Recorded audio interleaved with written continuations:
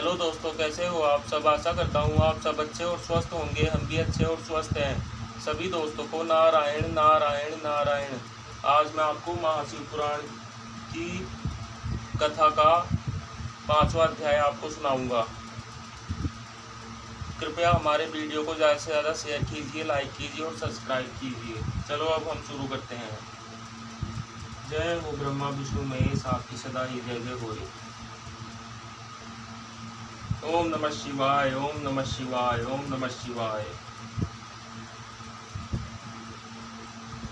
जय हो गणेश जी महाराज की जय, शिव जी महाराज की जय, माता पार्वती की जय, नंदी महाराज की जय।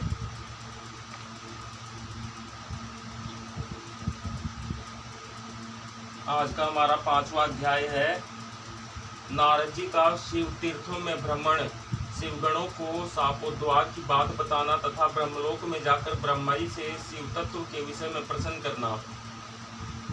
सूत जी कहते हैं, महर्षियों, भगवान श्री हरि के अंतर्ध्यान हो जाने पर मुनि श्रेष्ठ नारद शिवलिंगों का भक्तिपूर्वक दर्शन करते हुए पृथ्वी पर विचरने लगे।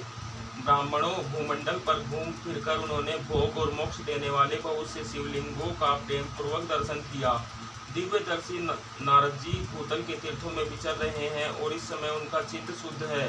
यह जानकर वे दोनों शिवगण उनके पास गए। वे उनके दिए हुए साप से उद्धार की इच्छा रखकर वहां गए थे। उन्होंने आदरपूर्वक मुनि के दोनों पैर पकड़ लिए और मस्तक झुकाकर भलीभांति प्रणाम करके शीघ्र ही इस प्रकार कहा। शिवगण बोले, ब्रह्मान, हम दोनों शिव के गण हैं। मुने, हमने ही आपका अपराध किया है। राजकुमारी श्रीमती के स्वयंवर में आपका चित्त माया से मोहित हो रहा था। उस समय परमेश्वर की प्रेरणा से आपने हम दोनों को साथ दे दिया। वहाँ कुसमय जानकर हमने चुप रह जाना ही अपनी जीवन रक्षा का उपाय समझा। इसमें किसी का दोष नहीं है, हमें अपने कर्म का ही फल प्राप्त हुआ है। प्रभु, अब आप प्रसन्न होइए और हम दोनों पर अनुग्रह कीजिए। नारद जी ने कहा, आप दोनों महादेव जी के गण हैं और सत्पुरुषों के लिए परम सम्माननीय हैं। अतः मेरे मोह रहित एवं सुखदायक यथार्थ वचन को सुनिए। पहले निश्चय ही मेरी बुद्धि भ्रष्ट हो गई थी, बिगड़ गई थी और मैं सर्वथा मोह के वशीभूत हो गया था। इसलिए आप दोनों को मैंने साथ दे दिया। शिवगणों, मैंने जो कुछ कहा है वह वैसा ही होगा, तथापि मेरी बात सुनिए। मैं आपके लिए शापोद्वार की बात बता रहा हूँ। आप लोग आज मेरे अपराध को क्षमा कर दें।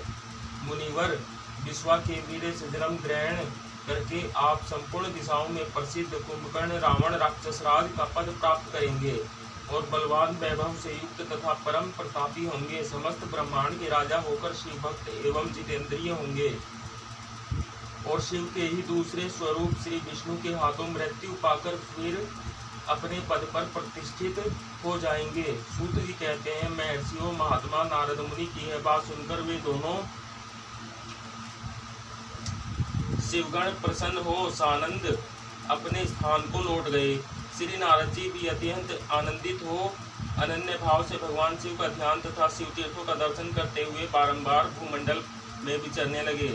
अंत में वे सबके ऊपर विराजमान शिवप्रिया काशीपुरी में गए, जो शिव स्वरूपिणी एवं शिव को सुख देने वाली है। काशीपुरी का दर्शन करके नारद जी कृतार्थ हो गए। उन्होंने भगवान काशीनाथ का दर्शन किया और परम प्रेम एवं परमानंद से युक्त हो उनकी पूजा की। काशी का सानंद सेवन करके वे मुनिश्रेष्ठ कृतार्थता का अनुभव करने लगे और प्रेम से विहल हो उसका नमन, वर्णन तथा स्मरण करते हुए ब्रह्मलोक को गए।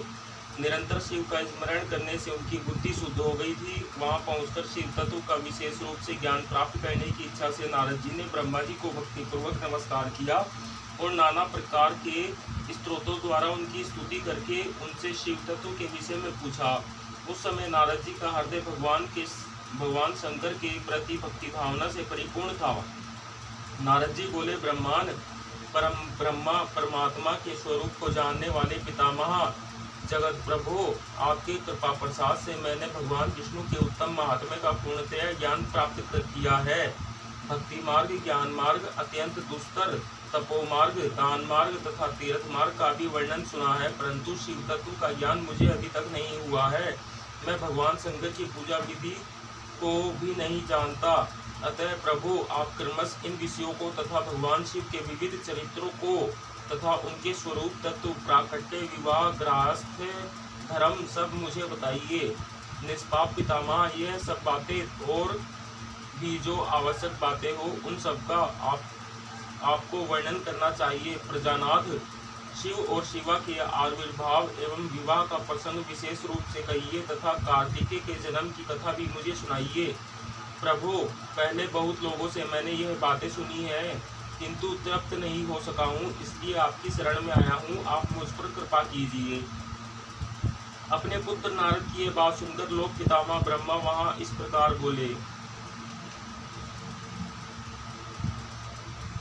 आज के लिए दोस्तों इतना ही।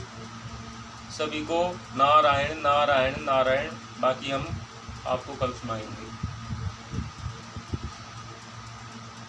ओम नमः शिवाय, ओम नमः शिवाय, ओम नमः शिवाय। जय हो ब्रह्मा विष्णु महेश, आपकी सदा ही जय जय हो।